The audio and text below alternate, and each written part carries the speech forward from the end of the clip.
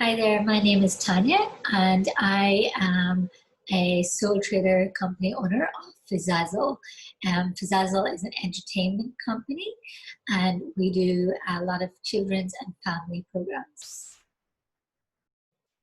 I wanted to come on to the Careers Fair to talk to you guys so that you would know that there is alternative forms of work in the arts and also in dance and in drama, for example. When I was growing up, people always told me that you couldn't do a job like this, and it kind of made me more determined to make that a reality. So let me tell you a bit about my background and how I got to where I am today. Um, I started dancing when I was quite late in the day, about 10 years old. I started doing line dancing. I know that's really strange, but that was my first form of dancing that I ever did, was line dancing back in Ireland many, many years ago. I really, really enjoyed it. And then I decided that I wanted to pursue dancing, but I felt it was a bit late in the day because I was already 10 and I didn't have all the training that I could see other people on the internet having. So I hadn't any background in ballet, contemporary, or jazz, or anything like that.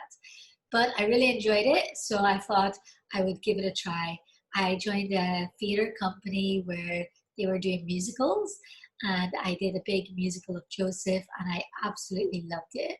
So my mom and dad realized that I was really passionate about dance, and they signed me up for some hip hop dance classes, where I really excelled in the classes. And the guy that was running the classes said that he would be interested in having me teach for him as well. So I started teaching in my local community. And my mum bought me a little PA system, and we went around all the little community halls. And my first class that we had, we went around all the cars and put all these tickets in the cars and told them all to come to the class. And it was very cheap to come. And we had 150 people show up for the class. So it was, yeah, it was very busy. It was a major success right from the go. And then my mom started saying that she wanted a commission. So that's where it started out. It started out in a very small community, very small town where there wasn't that much access to dance. And I decided to do what I loved. And yeah, anyway, shortly after that, I decided that I wanted to go to university and study dance. I had it in my mind that I was going to go to a dance school in Liverpool. I don't know why or where this came out of, but it was there. So my mom and dad started searching for places for me to go, and I went to lots of auditions, and I got accepted to all of the university courses that I wanted to go to or that I'd auditioned for, to my surprise. Um, when I was there, I was very like taken back because everyone there had like beautiful ballet and jazz backgrounds, and I was just doing what I wanted to do and just dancing the dance styles that I wanted to dance. It wasn't really taught in a way. It was hilly billy rock and that kind of stuff. But I think the teachers recognized a passion within me and possibly a um, potential. So I got into the dance school in Liverpool that I wanted to go to. Anyway, after that, I decided to go to London. I had this dream I was going to be a professional dancer in London. So I went to London and found a place there with a friend, and we auditioned and auditioned. It was hard work. I got a job as a waitress to support my auditions because you can't just audition all day and not have any money.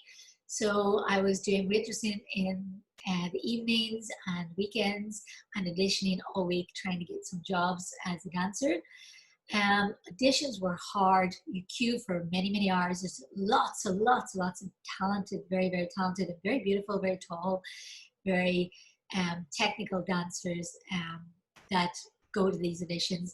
And it's quite hard mentally to go to all these auditions. You queue for so long, you're hungry by the time you get in there. And then you look around and you see all these people that are really tall, taller than you, longer legs than you, and all of that kind of thing. And you kind of got to come to terms with it, and you got to show your personality and what you have that they don't have. Do you know what I mean? So we went through all of that. I got some jobs. I got some really high-end jobs, and uh, finally, I randomly met this lady in a bus. Um, this was my big career breakthrough, I'd say. She was just a random lady on the bus, and she started talking to me, and I started talking to her. And she said, "Oh, what do you do?" I says, "Oh, I'm a dancer. I dance professionally, and I do music videos, and I do some movies and stuff." And she was like, "Oh, that's so cool. I've just started up a talent agency here in London." And this lady was an Indian lady. She'd just come in from Mumbai, and she was explaining to me that she had some Bollywood artists that were coming over to do a mela in London, and that she needed some dancers to dance alongside these artists. Now, I had no clue about the Bollywood industry at that time. So I was like, yeah, sure, I'll get you some dancers. It'll be really fun. So I got together a group of dancers for her, and off we went to dance.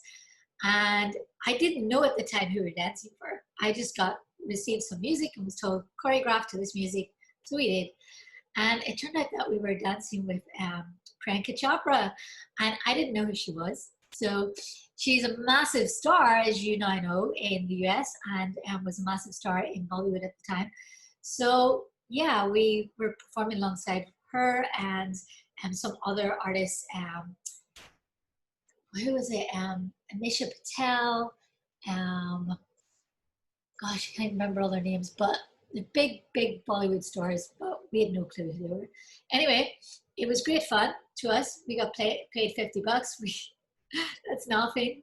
And we danced for these artists. And then the lady said to us, "Hey, we're going to video a movie, a Bollywood movie. Can you get us some dancers?" I was like, sure. How many do you need? 50. Okay, great. So we did this movie, 50 dancers, and it was a massive Bollywood hit, which we also didn't know about at the time. Because in the UK, we're more into Hollywood and things like this. So we didn't know that what we were doing was actually that special. It was just fun. So yeah. Anyway, yeah, I progressed from there. Did lots of movies with some great Bollywood stars. I'll put some clips here for you to see. And then from there, I had a breakthrough into events. Now, I didn't realize, because I was doing waitressing in events, I didn't even think about the potential for performance in events. And until one day there was a Christmas party and there was all these dancers on stage performing. And I was like, hey, these dancers are rubbish. Now, half of the people that were working in the staff serving dinner were dancers. And I said to the guys, hey, we should approach our boss and say that, we can do this, we can dance. So we did, and the boss told us to get back to work. So he didn't really see us beyond what we were. And it took us quite a while to convince him to give us a try and let us do something for him. Eventually he did. He gave us an audition, I guess, and let us perform for him. After that, we secured multiple shows with him and went on to perform at many venues in London as a dance group.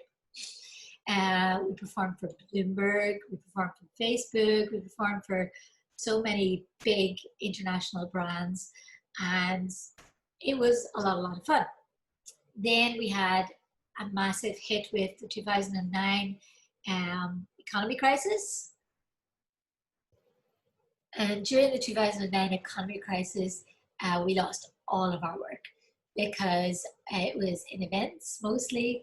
And as you know, during economy crises, events is not really a very good place to be in. So yeah, we went from having a lot of work to having zero work literally overnight. We got cancelled. So that was my first experience of an economy crisis, and I had to change what I was doing. Now I was in a bit of I had no clue what to do situation. I didn't know where I was going, what I was going to do. I was really down and upset about the whole thing. I felt like I'd lost a lot.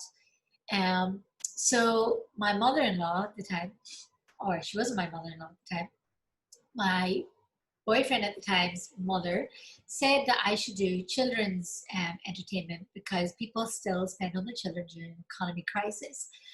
So I was a bit like, oh, I don't want to do that. I don't want to be a clown. I'm not interested in it. I'm more high arts. So I didn't want to go down that route, but eventually, after a lot of talking, um, I was convinced to give it a try. A friend of mine had a child whose birthday was coming up, and she said, hey, why don't you do a dance party for my kid? And then at least that gives you some experience. So I tried it. I hated it. It was horrible. And at the end of it, the kids didn't want me to leave.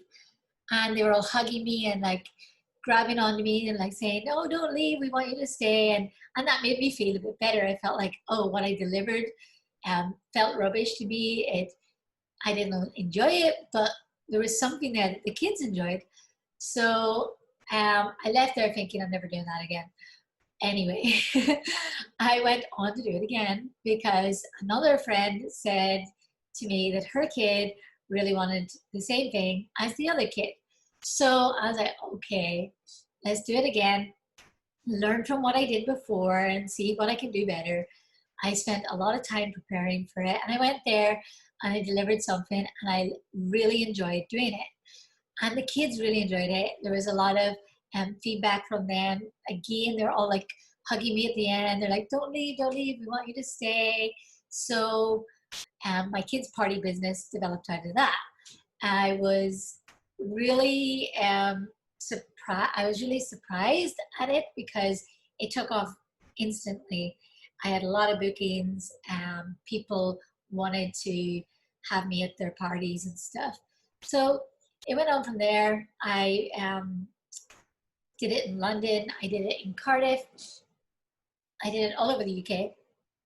And then my husband got a job in Singapore. So that brings us to 10 years ago. We arrived in Singapore and I had many, many companies offering me work here. I had a few job opportunities and I turned them all down to start my own company, which at the time was not Fizzazzle. It was a company called Extrovert at that time. We started off with doing corporate events again, doing dancing for events and weddings. And then I realized that actually I was still making more money doing the children's stuff. So we started to specialize only in kids and family entertainment. So when I started Fizzazzle, Fizzazzle means fizzy and dazzle, it was a branch into the kids and family field. Fizzazzle has been running now for 10 years, and recently, as you all know, during the pandemic, everything shut down. So we've had our second economy crisis. I've had my second economy crisis, and I've had to switch what I'm doing again into something completely different. Before, I was doing a lot of kids' parties, going out to people's homes. I had a large staff base of performers that would work with me, and I've had to slice that all down. And now we're doing virtual parties. We are doing at-home kits for people to do it themselves at home. We're renting out our stuff and things like that there and trying to survive. So it's kind of, I feel like if you want something to survive, you will think of a way to make it survive. Because of the pandemic, I started a new type of, or a new way of working with my performers, where the performers themselves hold a part of my business. I've given them like an entity of my business. They pay a small monthly fee to our company as a license holder, and they run their own little kind of entity, own little part of the company, which I initially established. So that is our way of combating, reducing our costs by getting rid of storage space and reducing how much space that we need, and reducing our costs in terms of having to pay full-time staff. Now the staff themselves, the staff actually pay us, and we give them our stuff to use whenever they want. So it's a new way of working, but it's working well, and I hope that in the future, maybe some of you guys that are interested in working within the arts, within the performance field, be interested in joining our company in that same way of working. So I hope this gives you an insight into the arts industry and how you can make a career in arts. You have to be versatile and adaptable, but it is manageable and doable.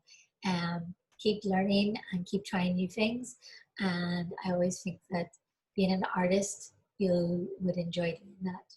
So good luck with your careers, and someday I hope to see you also.